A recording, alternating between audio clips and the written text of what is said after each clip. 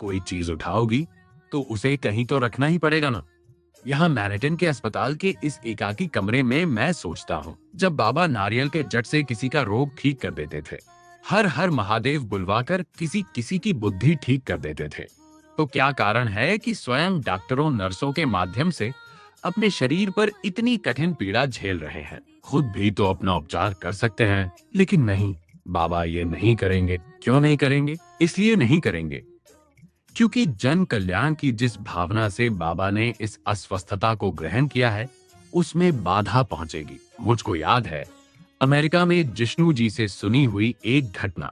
वहां सोनोमा में पांडे जी के यहाँ बाबा प्राय हर संध्या को लोगों के साथ मिल बैठकर बातें करते थे।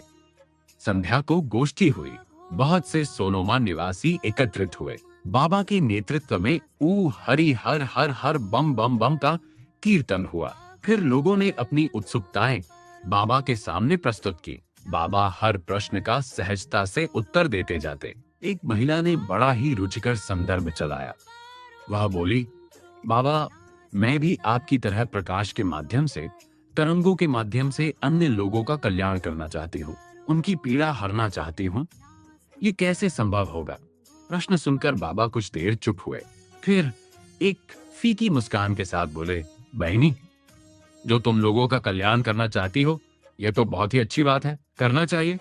किंतु मैं तो यही कहूंगा कि ये काम तुम जड़ी बूटी के माध्यम से करो, दवा दारू के माध्यम से करो, क्योंकि तुम देख रही हो ना मेरी हालत। मैं भी पहले यही किया करता था और अब देखो मेरी हालत। आखिर कहीं से कोई चीज उठाओगी तो उसे कहीं तो रखना ही पड़ेगा ना, नहीं तो उसका क्या करोगी?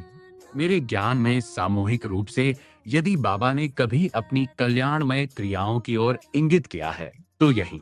केवल एक बार मुझसे अकेले में बहुत पहले दिल्ली के वेलिंगटन अस्पताल में कहा था, हम कौन सा पाप किए हैं कि ईश्वर हमको इतनी वेदना दे रहे हैं? आप पाप कैसे करेंगे बाबा? मैंने भोला सा उत्तर दे दिया था। बाबा कुछ सोचकर बोले थे, हाँ, पापे न है। यदि किसी का भला कर रहे हैं, ईश्वर के काम में बाधा डाल रहे हैं, तो ऊ पापे न है।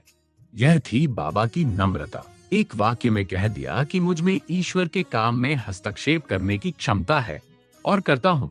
दूसरी ओर उस हस्तक्षेप के फल को भी ईश्वर के हाथों में छोड़ दिया। यही कारण है कि बाबा स्वयं अपना उपचार नहीं करते हैं। जो कुछ उठा लिया है, अपने शरीर में ही वेदना सहकर उसका उपचार करते हैं। दोपहर ढल रही है। डॉक्टरों नर्सों की आवाजाही शुरू हो गई है।